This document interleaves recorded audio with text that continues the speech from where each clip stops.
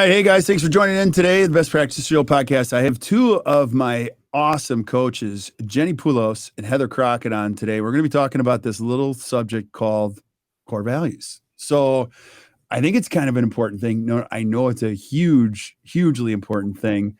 And you guys are going to love this. So Heather, Jenni, say hi, and talk about a little bit about why this topic is so important to us. Hi.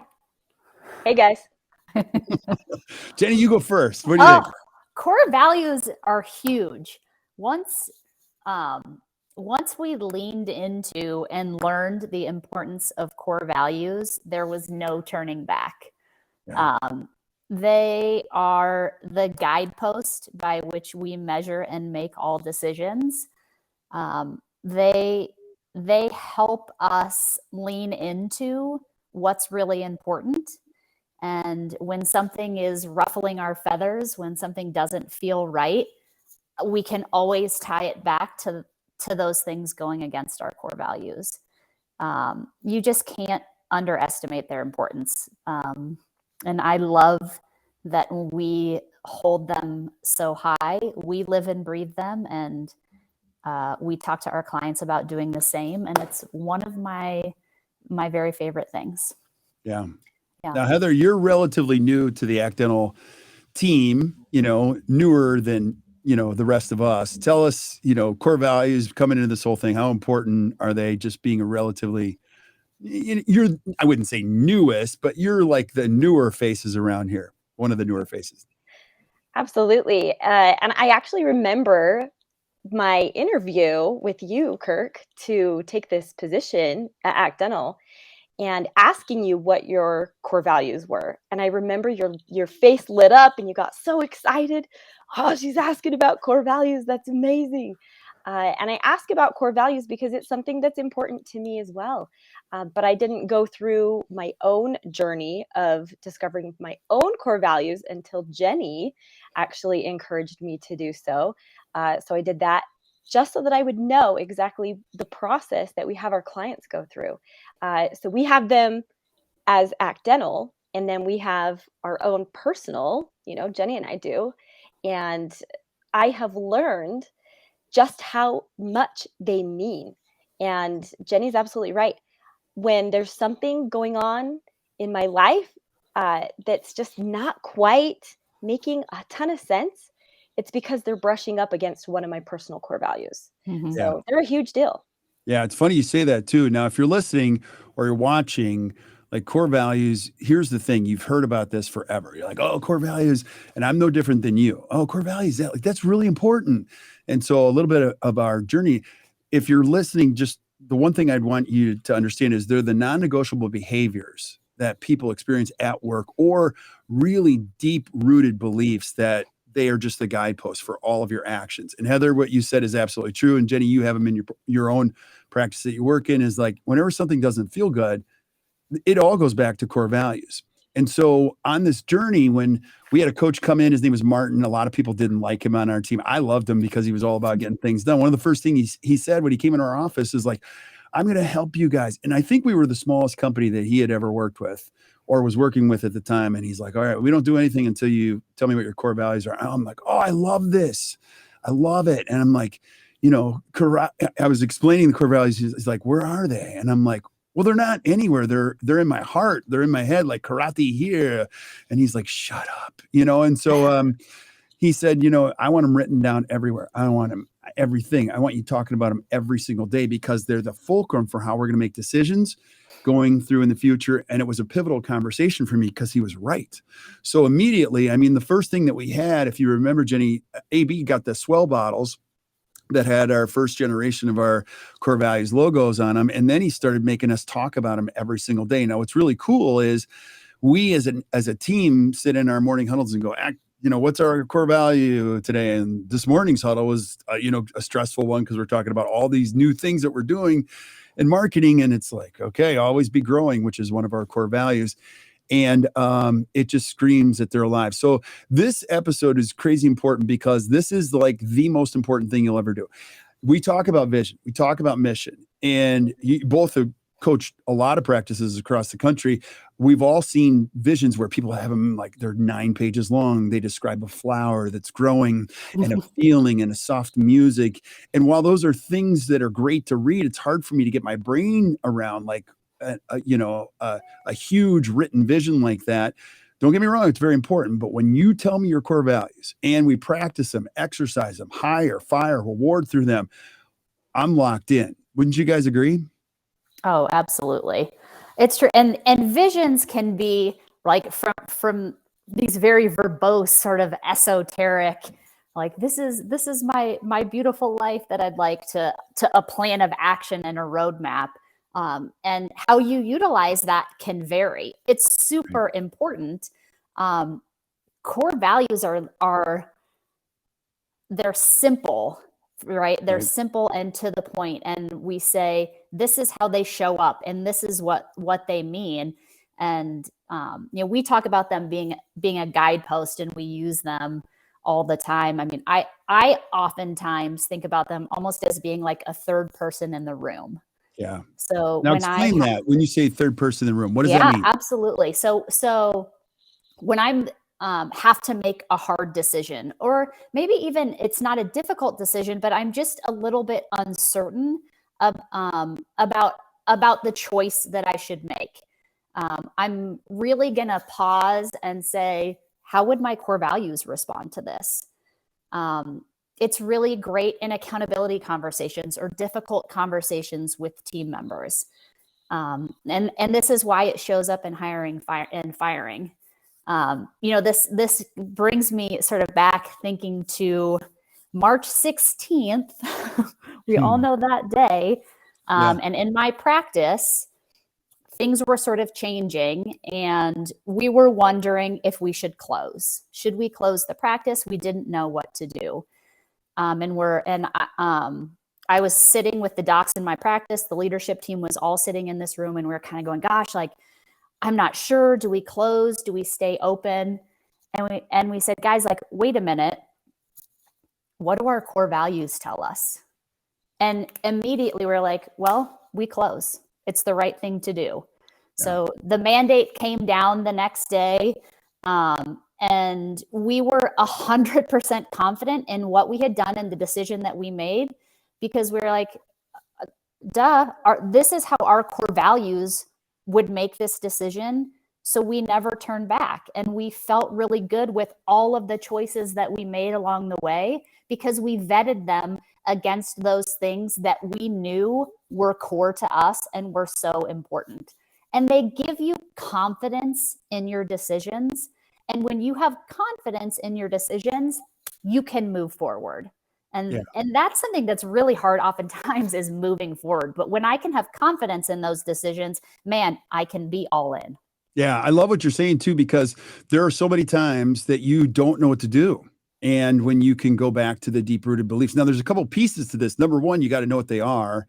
They have to be clearly stated. And they're not like 7 to 13 word sentences. They're just a couple things that clearly describe, who you are and what you do. And you got to let them bake for about 6 months to a year to validate them, because our first generation of our own core values, they're a little bit different. We've tweaked them because we honed in on them, and you can sleep well knowing, guys, we're making the right decision. And then people go, well, where are we going? You go, I don't know, but we're looking through the lens of our core values. And you say that on March 17th, 18th, where I had a panic attack, like one of our core values is give has got to be greater than get. And so like, a lot of the team members at ACT were like, well, how's this going to benefit us that we're running a CE conference for everyone in dentistry? And I said to them, I don't know. And I'm not heavily invested in that. We asked you that question many times over too. But in the same token, sometimes the leaders just got to ground themselves. And, as a leader, you're not looking for consensus. You're not. You're looking for collaboration, but consensus is deadly, as Patrick Lencioni says in the business, like trying to make sure everyone is okay with where we're going. No, you have to decide where we're going as a leader. And then, the collaboration comes around who we are, what we believe. And you do it at home if you're a parent. You guys have kids at home. Do your kids, I have 4 of them, do your kids ever go, oh, that's an awesome decision, we're all in, yeah, we're going to we like going to that restaurant? No, you always go back to the core beliefs or behaviors that make this family work, no different in a business. So it's good stuff. And Heather, you coach practices on this. Like, is this important early in the process or late in the process, or kind of important in a dental office? What do you think? It's 1,000% important throughout the entire process of the whole business, right? From beginning to end. And letting them bake for a little while is really key, because you'll come up with them and think about them. I mean, mine are still baking, and it's okay to mold them and tweak them, as you said before, as time goes on. But the sooner you get to the concrete core values, the quicker your team can rally around them and know exactly what they mean, right?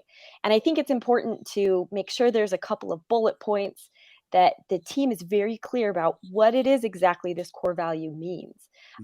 One of my teams recently came up with a core value.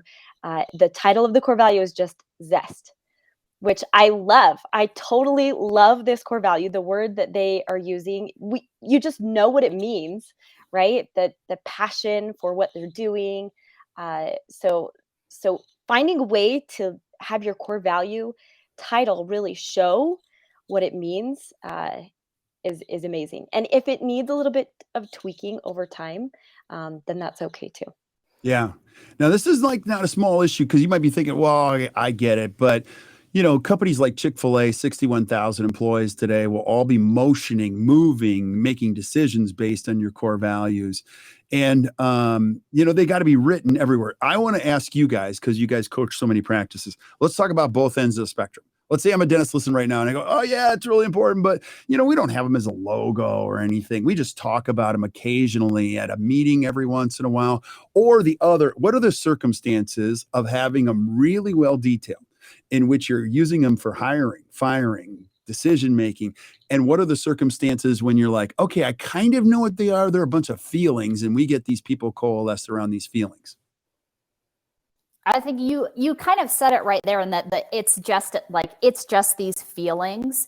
If you approach core values as, oh yeah, it's just this feeling, it's kind of fluff, you won't really talk about them, and you won't have the confidence to sort of post them and put them out there and paste them all over and have them on swag.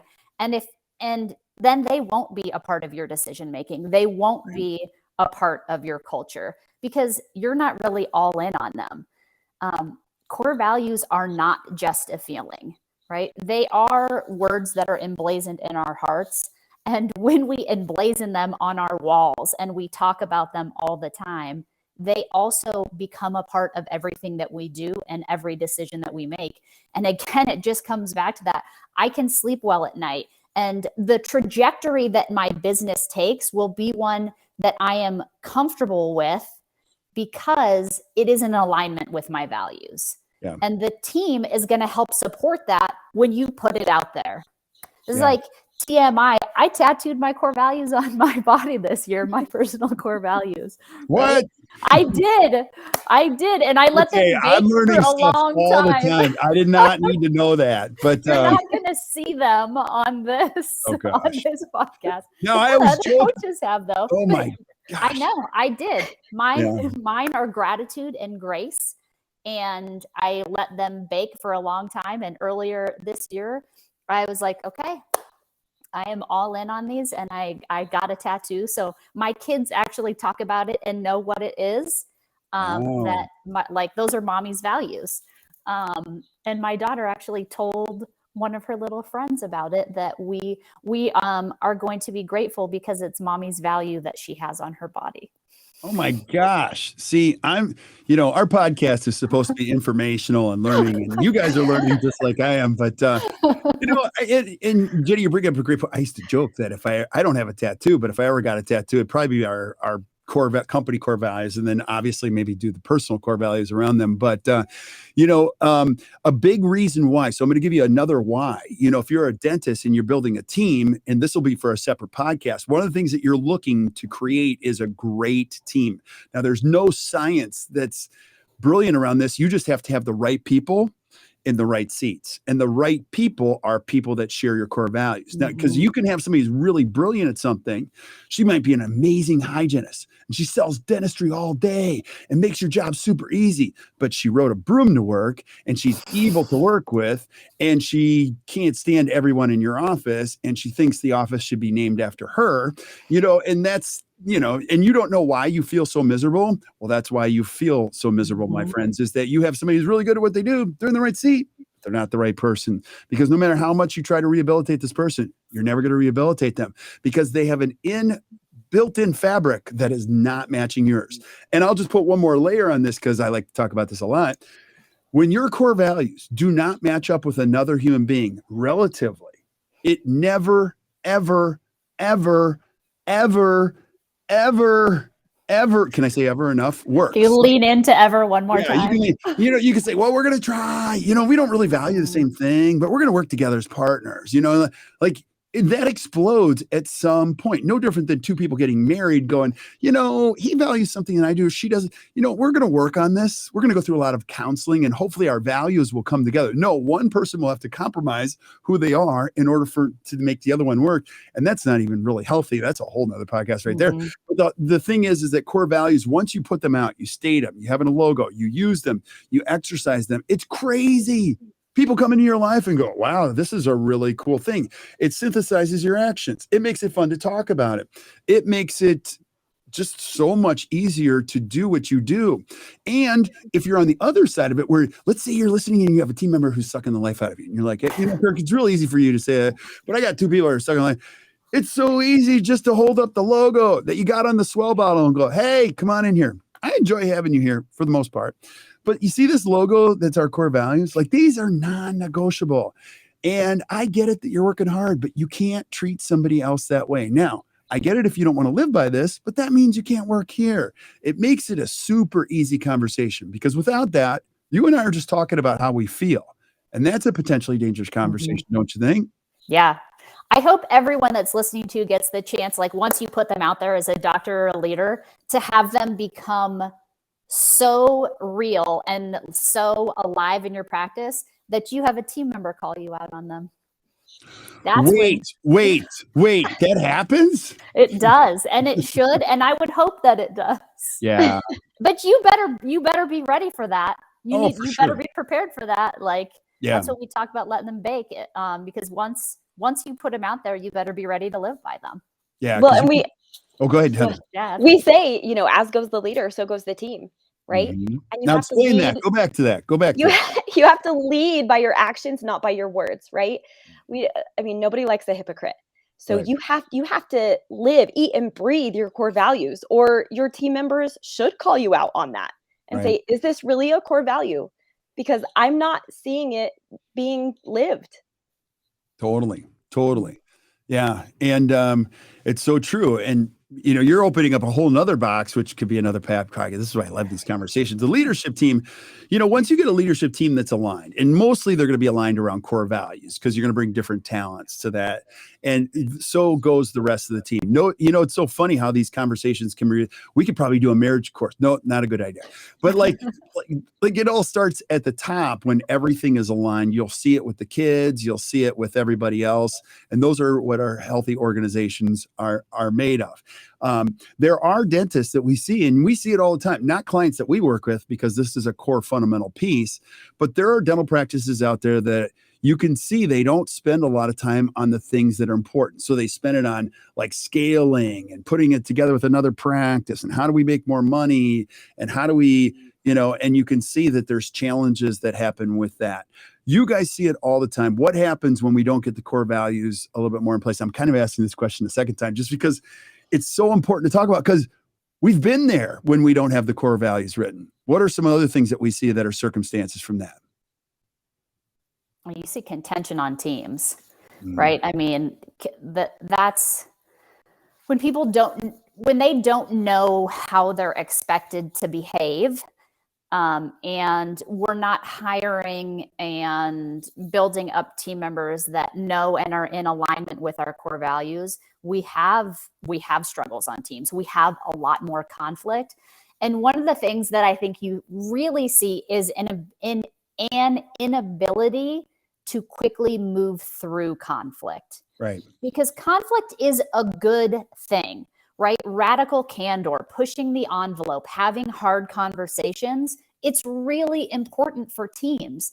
But if we don't know what our values are, and if we don't put them out there and live and breathe them, conflict resonates and it becomes cancerous to the culture and the health of your team. I see it all the time. Yeah. And another thing you might want to remember, put a pin in this one, unresolved conflict always becomes a crisis. We just don't know when. When you have a deep-seated, maybe subjective issue, and maybe it's a core values issue or not, it's going to burn. And I've been there as a business owner. When you have somebody that's not a core values fit, you don't think about your team members that are good ones. You only think about the squeaky wheel that keeps squeaking, and you're like, I can't stand it. Or what's going on? And it's not their fault.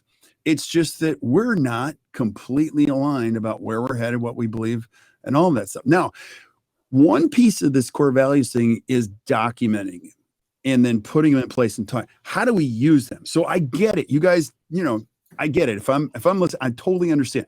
How do I use this? How do I make these come alive? What are some of the favorite things you guys see as coaching dental offices when core values start to come alive in an office? I love Heather, you were just in a practice. Yeah, let's hear it.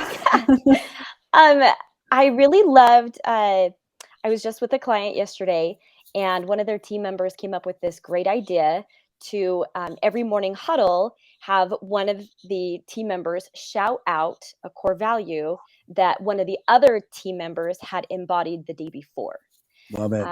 Keeping that, all those core values at the forefront of our mind, knowing that's coming helps us to be more intentional about noticing, right? When a team member is really embodying a core value and making it come to life. So making sure that we say, hey, oh my gosh, Jenni, I am so glad that you were all in last week when you helped me with XYZ. It helps to build up the team too, and helps to solidify those core values even more. Love it. Love it. And now that you say that too, so Jenni, I have a brother-in-law, Chuck, if you're listening, he works at Odell's Brewery up in Colorado, which is an amazing place. So he just got a promotion, and they sent an email to everybody in the company saying, we've promoted Chuck to a new position. And they said, #always better. And Chuck, who is, I love Chuck, but if you're listening, you go, yes. All they talk about, it's an amazing brewery in a very challenged market. Like, it's always better. Like, our motions, our actions, when we hire people, promote people, it's always going back to the core value. I love finding a way to shout it out. Jenni, what are some of your favorite ways you see dental practices bringing them alive? The daily reinforcement is awesome. I mean, like, having something become habit and talk about it all day, every day is huge. It's funny, like, I've had a couple of teams that have put them on their walls and, right, like, gotten logos and stuff that they put them on their walls. So they always remember them. And it prompts really cool conversations with patients, because they come in and they ask, like, what does this mean? It's like, oh my gosh, I'm so glad you asked. These are our core values. These are what we hold on a pedestal, and how we make our decisions, and how we treat each other, and how we treat you. And patients think it's really cool. They're like, wow, that's different. That's neat. Right. And I know, Kirk, you've experienced that too, walking in and seeing them emblazoned on a wall. And it brings up these really cool conversations. Yeah, I love seeing it anywhere. And again, it's your flag in the ground. You can do shout outs on social media. We have a practice here in Wisconsin. When they see a great behavior, they'll do shout out, hashtag on the core value itself. You can do it in a newsletter. Sometimes people do. We also have a practice that we coach in Florida. They have a core values champion of the month. So they have 3 core values, or I think they have 4 core values, and they find the one team member who is the champion of the core values, and they do a lot of recognition around that. So just to illustrate that these things are alive and well. Another thing you could do is you could do a patient of the week. Somebody, it doesn't always have to be a team member. It could be a patient that completely embodies the core values within your practice. Because again, here's the secret to marketing. It's working with people that share the same beliefs or values. So wow, that's really interesting. Your least favorite patients, they don't care about the things that you care about. They care about other things. So finding a way to talk about them and going back to them. Now, another thing is that, we talk about recognizing and all that sometimes changes. Jenny, and you and I were talking to a practice last week, or not last week, yesterday. That was, they're doing a 36-month step-by-step process in which we're helping them get off of PPOs. And they're working with one of the largest mammoth companies. And, talking to one of the dentists, the message can't be, oh, we want to make more money and we want to prep all these teeth and we want to really like crush it now. No, it's a core values decision. You're going to find all roads lead home. And so when we were coaching her, like, you're going to get these questions. Why are you dropping my insurance? Like, you can confidently, clearly, and coherently say something like this. No, as a dental office, we have some fundamental beliefs, and they're deep-rooted beliefs about why we do this. And it's our core values. And as you can see, Ms. Jones, these are our core values. One of our core values is this. And our core value is we're always going to do the right thing for the patient. And that's part of the decision-making we have going forward. You're going to have team members that are going to question you about the whole PPO thing. Well, she just wants to make more money. No, it has nothing to do with that. That is an ethical, behavioral, vision decision we're making. And it's going through the lens of those things that we hold deep every single day. And you'll find the more you talk about it, it's really weird. There's like a ratio. The more you talk about them, the less weird problems you have. Do you know what I mean? Because you're going to find, and I was also with my uncle this weekend, who was part of an amazing company. He's since retired, and he worked for a great guy. And he said, you know what? The guy lived by one thing: hire well, manage less. And he was all about core values. He wasn't really looking for talent. Talent was important, but he was looking for somebody to hire really well. Oh, once you found somebody that's a good core values fit, and even if you hire them for a position and they're not really good at it, I can almost guarantee you there's another spot for them in your practice, because they're holding the thing that you value and you as a team value most, which is your core values. You're all thinking, how do I get this group of people to work together a little bit better? But it's not so much systems that'll help. It's not so much paying them more money. It's not so much taking them to a shopping mall and let them spend $300 on themselves and whatever money they don't spend on themselves. We get, you know where I'm going with this. At the end of the day, when you can sit in a team meeting and go, these are my peeps. These are my people. We can hang out. And Jenny, like you said, we can have a little bit of conflict or even a lot of conflict. And at the end of the day, no, we all care about the same thing. This isn't me versus you. This is us together. So it's pretty cool stuff. Any last thoughts you guys have on this? Because if you're listening, again, you're getting a sense. This is like the most important thing. If you don't listen to anything we do, you can stop right here. Yeah. If you get core values, you get a logo either on a cup or on your body, whatever you want to do, and you start talking about it for the rest of your career. I promise you, you're going to see that relationship or that ratio where you're going to have less problems. You're just going to have a lot less problems because you're going to be talking about the things that matter. Now, I asked you guys for last minute thoughts and I just took over the conversation, but I want to be a little bit more. Never happened. You guys go. What else matters when it comes to this important topic? If you haven't done your core value journey yet, while it is hard, it is tricky to go through. I can say that because I've been through it myself for my own personal core value journey. It is 1,000% worth it. Do not wait anymore. Start the journey today. Love it. Jenny, what are your thoughts? Yeah, I was thinking back to our whole team was just together a few weeks ago for a meeting, and we kind of rated the meeting at the end, and it was everyone, there was this palpable sense of connection and how great it really was. And Heather even commented on it, even about some of the conflict. And that's because we're super aligned around our values. And like, what a great feeling at the end of some really hard days of strategic planning and things that are draining, that we all can say, like, I'm invigorated, I'm excited. This was so great. And it's not because we have a group full of rock stars.